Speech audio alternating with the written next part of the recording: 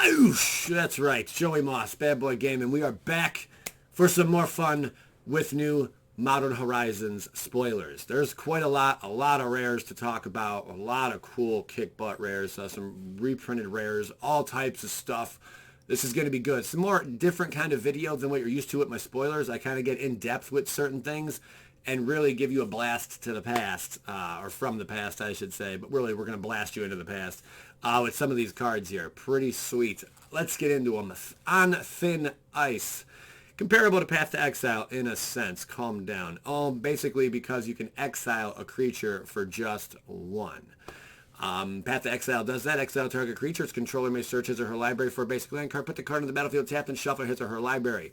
Pretty sweet. It's a very powerful card. Then you have On Thin Ice over here, which is a 1-drop in white again. Enchant Snowland you control. So that is a stipulation. You have to chant a Snowland you control. So you have to be running Snowlands, obviously, for this to work. When On Thin Ice enters the battlefield, exile target creature an opponent controls until On Thin Ice leaves the battlefield. Very, very powerful. The upside against Path to Exile is, well, you don't allow your opponent to get a land into play. That's a huge perk. The downside is, well, you have to be running snow-covered lands, basically. And on top of that, the big downside, in my opinion, is this can be removed because you're enchanting something. It's now an enchantment that's out there on the field, okay? Where Path to Exile, you can't just remove Path to Exile. It can be countered, but then again, so can Thin Ice. You see what I'm saying here? So there's a lot of stuff that can destroy target permanent, or destroy this, that, or the other, whatever the case may be, or, destroy target enchantment. Well, On Thin Ice would go bye-bye, where Path to Exile would not. Enough rambling on that one. Let's get into Ingenious Infiltrator, which is a 4-dropper. This thing's upside down or something going on there. Got water in my ear, sorry. Creature Vidalcan Ninja. Wow! That's right, my ninjas. Welcome. It has ninjutsu. That sounds pretty powerful. For Deuce, return an unblocked attacker you control to hand. Put this card on the battlefield from your hand, tapped and attacking. This is the second time we've seen this ninjutsu before in this set. Whenever a ninja you control deals combat damage to a player, draw a card. It's a 2/3. Bam! Showing the power of ninjas. Don't you forget about that, man. Ninja lives matter. Pretty sweet. Unearth we got here. This was first appeared in Urza's Legacy. I know. And again in Masters 25. This goes way back. Return target creature card with converted mana cost 3 or less from your graveyard to the battlefield. And it had cycling. I remember this card. This thing was stupid good. No matter how deep. But then again, all the cards from Urza's Legacy, Urza's Saga, Urza's Destiny, the majority, especially Urza's Saga, were just stupid, busted, broken cards. I mean, there were like, 4 or 5 cards that hit the banned list immediately, when like Saga dropped. I think it was within the first few weeks or month in Standard at the time. I mean, it was that broken. Like, it was absurd things going on back then. But this just shows you the power as a common back in Urza's Legacy, how powerful it is. Very neat card, very powerful. But now it's legal in Modern. Ah! Throes of Chaos is a 4-drop. The artwork on this, I'm not sure what to make of this, man. I mean, you got 4 chicks there, and one looks like she's about to slap the other. I mean, the other one looks like she's about to high-five her. What is really going on here? I don't know. Throes of Chaos is a 4-drop with Cascade. Basically, this is Cascade, and then you're able to Cascade again by retracing. You're just casting a Cascade twice, basically. It's a 4-drop sorcery. What Cascade is, really quick, when you cast a spell, exile cards from the top of your library until you exile a non-land card that costs less. You may cast it without paying its mana cost. Put the exiled cards in the bottom of your library in a random order. Here's Retrace, because I wasn't too certain of it before, but now we can obviously be certain of it. You may cast this card from your graveyard by discarding a land card in addition to paying its other costs. So you have to pay the 4 and discard a land card from your grave. Well, not from your graveyard, but how the card read verbatim. What makes this silly sauce is Lim Dole's Vault, okay? Now, not that it's crazy, not that it's exactly silly sauce, but no, it is silly. Not that it's a great thing to do, but it is stupid, okay? So you pay 2 over here. Instant, look at the top 5 cards of your library. As many times as you choose, you may pay 1 life, put those cards on the bottom of your library in any order. Then look at the top 5 cards of your library. Then shuffle your library and put the last cards you looked at in this way on the top in any order. If you ever see someone do this, just get up. It's time for a beer run, man. You're booking it. You're gone. Maybe soda pop if you're a kid, okay? But you are hitting that corner store because you are going to be caught up in a long opponent's turn you don't want to mess with. And at the end of it, they might be digging for something like this, Battle of Wits. At the beginning of your upkeep, if you have 200 or more cards in your library, you win the game. That would really be crappy if that's how it ended. Just saying. You can drink all your soda pop with your buddy. There you go. Endling. This is something really, really cool. Okay? And I got to say, I love these Lings, man. I love the Lings. I had a doctor, Dr. Liang, when I was growing up, and that just reminds me of him. He was really, really nice guy. 4-drop, creature, zombie shapeshifter, rare. This thing's stupid and it's powerful. For 1 black mana, Endling gains a menace until end of turn. Mind you, it's a 3/3 already. For 1 black mana, Endling gains Death Touch until end of turn. It's pretty insane. For 1 black mana, Endling gains Undying until end of turn. What a way to save this card. Like, you could protect this card almost again and again, as long as it's not being exiled. Basically, you can protect this thing, like, really well with the Undying mechanic on it. When this creature dies, if it had no +1/+1 counters on it, return it to the battlefield under its owner's control with a +1/+1 counter on it. That's pretty nuts, man. And then for 1, Endling gets +1/-1 or -1/+1 until end of turn. It's a 3/3. Very powerful card, teetering on almost not broken, but can be used and abused like crazy. Let's look at some other cards that have this Ling thing, bobber in it, okay? Here's Aetherling, which during its time in Standard was a freaking nightmare for players. That's Dragon's Maze on the left there. Return to the battlefield under its owner's control at the beginning of the next end step. For 1 blue, Aetherling is unblockable this turn. And then for 1, basically what the other card does, Endling, Aetherling gets +1/-1 until end of turn, or the opposite, -1/+1 until end of turn. It's a 4/5. Big casting cost, but when this thing hit, it's just so hard to deal with, man. And then you have Morphling over here for 5. For the 1 untap Morphling, for 1 blue mana, Morphling gains Flying until end of turn. For 1, Morphling gains Shroud until end of turn. It can't be the target of spells or abilities. Different from Hexproof, okay? And then for 1, the same thing applies with the other Lings, okay? The -1/+1 or +1/-1. Then we have Thornling, which I think Thornling was a fail in the art print. Well, whoever, sorry, Key Walker, I'm sorry, man, but I think we could have stepped it up a bit there. Something seems a little out of place here.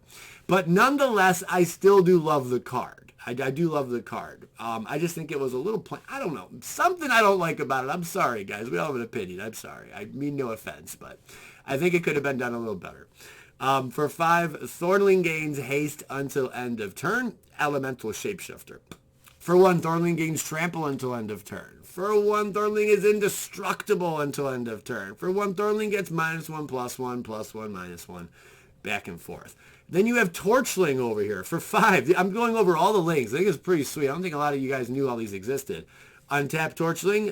For 1, target creature blocks Torchling this turn, if able. And then for 1 again, change the target spell that targets only Torchling. All these have a way to protect themselves. All these Lings, man. And then for 1, the same thing, the +1/-1 or -1/+1 yet again. Then we go over to Breitling over here. It's a 3-drop, okay? The Breitling, these things are really powerful. That is the argument I'm just trying to make. They are really cool. And as you notice, as they become more recent, the casting cost starts to dip down. They make these things lesser and lesser casting costs. But also, I mean, the abilities are pretty sweet on them, too. Then you have Greater Morphling. We're not going to go over all this. If anyone wants to pause the video and take a good look, you may do that. But wow, a lot of Lings. I thought I would share them. They are going to complete a cycle. They are going to complete a cycle. That's what's going on here. Next, we have Dead of Winter. For 3, it's a sorcery, rare, black. All non-snow creatures get -X until end of turn, where X is the number of snow permanents you control. At last, Silence. I'm sure that's all Zat wanted over there. It's a powerful card, especially when you're in your snow builds, man.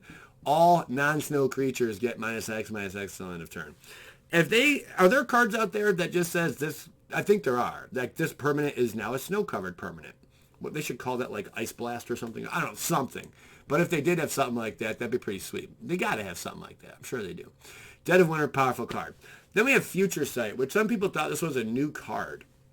It's not a new card. Definitely new art on it, though. It first appeared in Onslaught and Vintage Masters, Eternal Masters, and Dual Decks Chase, and Vraska, in no particular order. Play with the top card of your library revealed. You may play the top card of your library. This is probably my favorite flavor text in all of Modern Horizons so far, okay? Is the inevitable any less miraculous? I love that, man. I think that is beautiful. Well put, my friend. Well put. And let me just show you some of the old stuff. There's the old school artwork on Future Sight here on the right from, God, what's that? I just said the set name. Onslaught. So there's the Onslaught symbol and all that. Play the top card of your library revealed. You may play this top card of your library as though it were in your hand. Experimental Frenzy is very similar to this card. A lot of people thought this was like a new thing, you know, like play with the top card of your library. No, this is actually going on right now in Standard. The only downside is with Experimental Frenzy, you can't play the cards in your hand unless you sacrifice Experimental Frenzy. You have to destroy this Experimental Frenzy, basically, where Future Sight just allows you to just, who cares? You can play them, and you can draw cards and play the cards in your hand, too. Very nice. This has always been in Modern. It hasn't seen much play. I think it was in Modern, was it? Or is it just now released in Modern? No. No, it's always been in Modern, I'm pretty sure. Yeah, Future Sight's always been in Modern. Pretty cool stuff. Then you have Nether Spirit over here. First appeared in Mercadian Masks? Mercadian Mosques? I think I said that right. Nether Spirit is a 3-drop creature. Spirit at the beginning of your upkeep. If Nether Spirit is the only creature card in your graveyard, you may return Nether Spirit to the battlefield. Pretty legit sauce there. And this goes to show you. This was a top deck. This won Worlds when Worlds was still a thing. Rest in peace, Worlds. It's kind of sad, actually. But yeah, there it is right here. This won Worlds back in, 2000-something, 2002, 2003, something back then. Right around the time I was graduating high school. I am old. 4 walls and a roof won't protect against what lies buried. That is pretty scary, man. Very neat indeed. Also, speaking of scary stuff and spirits, I just want to take this real brief moment. At the end of this video, there will be a video. The house I'm in right now has been haunted, and I tell a lot of the stories of what occurred in this house. Me and my friend Adamo got together over on Ghost Static, another YouTube channel, and put this entire video together. You guys are not going to want to miss it. It's something really cool to watch at night. Maybe some spooky stuff happens throughout the recording.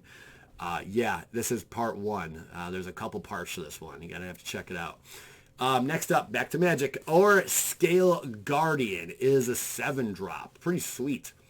This spell costs 1 less to cast for each land card in your graveyard. Flying in haste at the 4/4. I love it because there's so many ways to just ditch land cards nowadays, you know.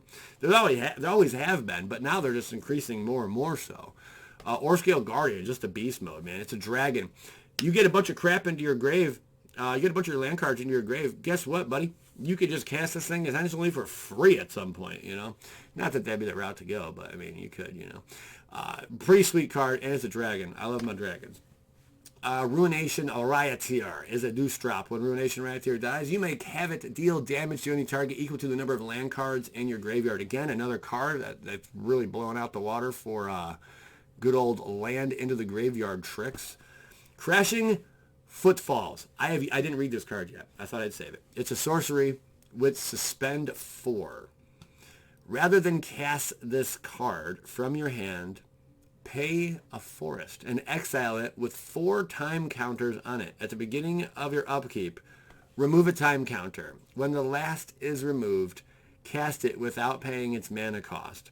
Create 2 4/4 green rhino creature tokens with trample. There's ways to break this into play.